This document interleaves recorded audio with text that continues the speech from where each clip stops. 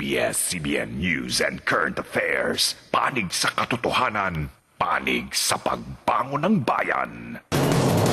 Sa ulo ng mga nagbabagang balita, Barangay Kagawad ng La Union patay matapos makuryente.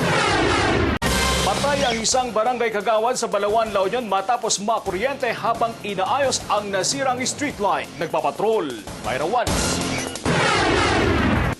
Naabutan ni Aling Cecilia ang kanyang asawang si Barangay Antonino Kagawad Wilson Castillo na nakalutang sa kanal sa harap ng kanilang bahay sa Balawan at wala ng buhay. Masakit kasi bali dalawa lang kaming magkasama dito tapos ganun pa ang kinamatay ng asawa ko.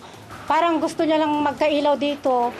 Siya na mismo ang gumawa ng... Pasado 1:00 daw ng hapon kahapon, nilusong ni Castillo ang kanal kung saan nakatayo ang street light na nabuwal ni Bagyong Juan. Habang inaayos niya ang poste, napadikit ito sa linya ng kuryente. Kahapon may lumipad daw na pati tumama na yero. Kaya nagbali to. Kay Captain Moniz naman, hindi niya agad ma-rescue yung kasama niya kasi nga may kuryente pa. Dead on arrival sa Lopez Hospital ang biktima. Paalala ng mga otoridad, hintayin ang electric companies na siyang mag-aayos sa mga nabuwal na poste ng kuryente at street lights. Noong Martes naman, namatay ang 61 taong gulang na si Severo Flores sa Bungros, San Fernando City dahil sa sobrang lamig. Nasugatan naman si Lourdes Sobrevilla sa Ilinortes, San Juan matapos matamaan ng lumilipad na yero. Myra Walis, Patrol ng Pilipino.